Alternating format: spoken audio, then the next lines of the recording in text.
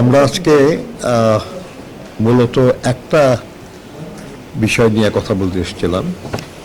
বিষয়টা ছোট কিন্তু খুব গুরুত্বপূর্ণ। সেটা হলো যে আরপিওতে না থাকা সত্ত্বেও মনোনয়নপত্র যেটা জমা দিতে হয়, সেই মনোনয়নপত্রটা তার প্রত্যেকটা কলাম এটা পূরণ করতে হয়। সেখানে একটা জায়গায় বলা আছে যে সন্তানেরও আয়করের হিসাব দিতে হবে, কিন্তু আরপিওতে বলা আছে এবং আমরা সবাই জানি যে প্রার্থীর উপর নির্ভরশীল যারা, তাদের তার উপার্জন বা আয় ইত্যাদির হিসাবটা দিতে হয়।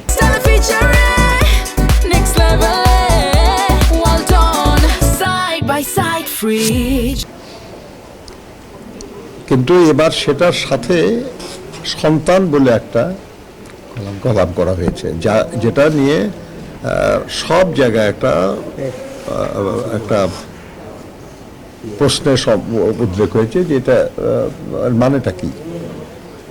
কারণ অনেকের সন্তানরা নিজেরাই উপার্জনক্ষম এবং তারা নির্ভরশীল নন।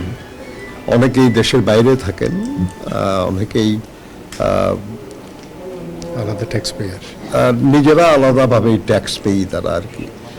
তো এই বিষয়টা নিয়ে একটা জটিলতা হয়ে গেছে, যার জন্য আমরা নির্বাচন কমিশনকে একটা চিঠি দিয়েছি এবং দিয়ে তাদের সঙ্গে আজকে আমরা কথা বললাম যে এই বিষয়টা যদি খুব দ্রুত স্পষ্ট করা না হয়, যদি এটা থেকে যায় এইভাবে, তাহলে খুব সঙ্গত কারণেই সমস্যার সৃষ্টি হবে। তো প্রধান নির্বাচন কমিশনার মহোদয় এবং তার সঙ্গে যারা ছিলেন, মানে নির্বাচন কমিশনার ছিলেন এবং সিনিয়র সচিব মহোদয় ছিলেন, তারা সবাই একমত আর কি যে আসলে তারা এটা মিন করেন না।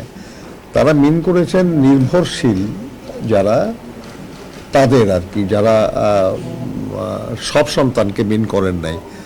তো আমরা বললাম তাহলে যে এই যে সন্তান লেখা আছে এর মানেটা কি, ব্যাপারটা কনফিউজিং। সেই জন্য তারা রাজি হয়েছেন যে তারা এটা ব্যাখ্যা দেবেন এবং এটা সবাইকে জানিয়ে দেবেন যে এই সন্তান শব্দটার অর্থ হলো নির্ভরশীল সন্তান। তো সেটা হলো আমরা মনে করি যে সমস্যা দূর হয়ে যায় আর কি। তো এটা আমাদের দলের প্রার্থীদের জন্য না, যত প্রার্থী আছেন, অন্যান্য দলের প্রার্থী যারা আছেন তাদের জন্য এবং ইন্ডিপেন্ডেন্ট প্রার্থী যারা, তাদের জন্য এটা কার্যকর হবে। অর্থাৎ সবার জন্যই আমরা মনে করি এটা উপকার হলো। আর এটাই মূলত আজকে আলোচনার বিষয়বস্তু ছিল। আর এমনি কথায় কথা আমরা আলোচনা করেছিলাম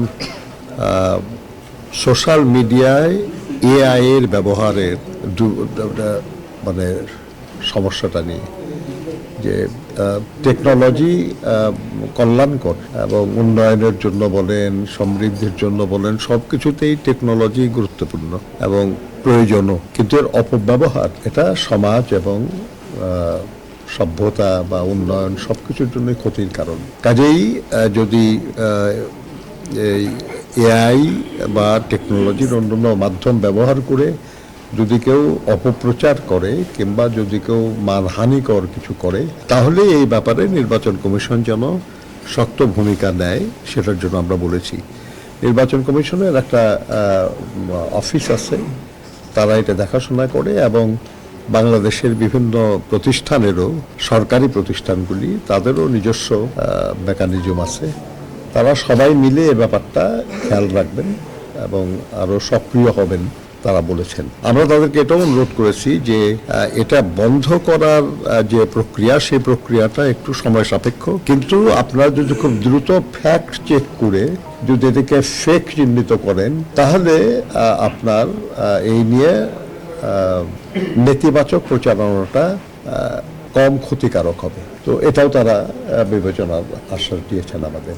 আমরা মনে করি যে যারা এসব কাজ করে তারা তো আমাদের সবার জন্যই ক্ষতিকারক মানুষ, কিন্তু তারপরেও যা হয় আর কি, যে কেউ নিজের পক্ষে বেশি বলার না থাকলে অন্যের বিপক্ষে বলে নিজের ভালো করার চিন্তা করে অনেকেই আর কি, যদিও হয় না সেটা, কিন্তু চেষ্টা করে অনেকেই। অনুরোধ করা, তাদেরকে বুঝায় বলা, এগুলো নিয়ে ভদ্রসম্মত কাজ, কিন্তু শুধু ভদ্রসম্মত কাজে তো হয় না। সেই জন্য যাতে তাদের বিরুদ্ধে আইনানুগ ব্যবস্থা নেওয়া হয় সেই অনুরোধটা আমরা করেছি। তফসিলে মানে মনোনয়ন ফর্ম জমা দেওয়ার সময় বাড়ানোর এই ব্যাপারে আমরা আমাদের দলের কোনো সিদ্ধান্ত নাই, বা এই ব্যাপারে আমাদের আলোচনার কোনো ম্যান্ডেট ছিল না, আজ আমরা করি নাই। জামাত 3 তারিখ সমাবেশ করছে, ওইটা নিয়ে আপনি কোনো আলোচনা করেছেন কিনা? কিসের? জামাত ইসলাম 3 তারিখে সমাবেশ করছে, হ্যাঁ, ওই বিষয় নিয়ে আপনি কোনো আলোচনা করছেন কিনা? জামাত ইসলাম 3 তারিখে একটা সমাবেশ ডাক দিয়েছে কিনা, বা এই ধরনের কোনো সমাবেশ করা যায় কিনা? আমি জানি, এই নিয়ে আমরা কোনো আলোচনা করি নাই।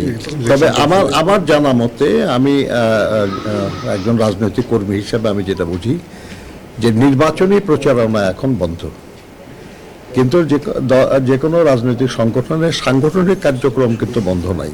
ওনারা যা করবেন সেটা নির্বাচনী আচরণ বিধির মধ্যে হয় কিনা, এটা তারা ইলেকশন কমিশন বুঝবে আর তারা বুঝবে।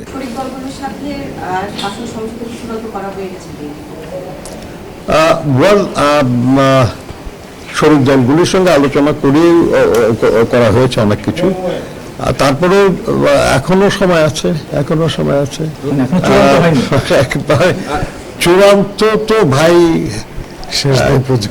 কোনো কিছুই কি চূড়ান্ত? আসলে আমার আপনার জীবন, এই আলোচনা, এই প্রেস ব্রিফিং, এই আপনাদের প্রশ্ন এবং তার জবাব, কোনটা চূড়ান্ত ভাই?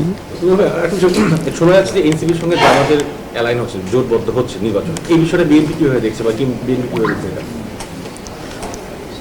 বিএনপি একটা গণতান্ত্রিক রাজনৈতিক দল হিসাবে সব রাজনৈতিক দলের স্বাধীন সিদ্ধান্ত গ্রহণের অধিকার স্বীকার করে।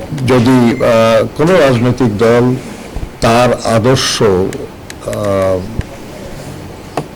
ঘোষিত আদর্শ, সেটা অনুযায়ী যদি অন্য কোনো রাজনৈতিক দলের সঙ্গে সম্পর্কিত হতে চায়, সে অধিকার তাদের আছে।